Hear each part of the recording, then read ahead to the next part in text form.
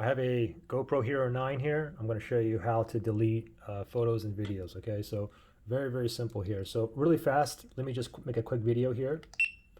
Testing, 1, 2, 3. Testing, 1, 2, 3. And let me go ahead and stop that. Now, you just have to make sure that you're in a regular mode like this.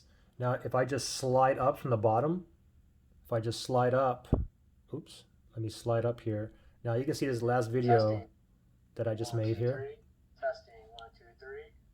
So I can go ahead and delete that with the delete button here. I can swipe over. I can delete this one and just keep moving over. Okay. Now another thing is too is the top left hand side. You see that icon? Oops.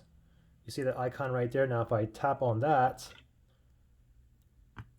now it's going to show me a list, and now I can go ahead and pick which one I want to delete.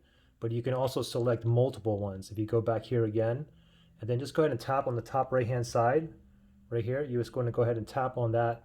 Okay, now it says select, and now you can go ahead and just this one, I want to delete this one, just like that. And now if we go back to the top here, you have the trash can right there, and then we can just go ahead and tap on that and just go ahead and delete this. So pretty simple. Good luck.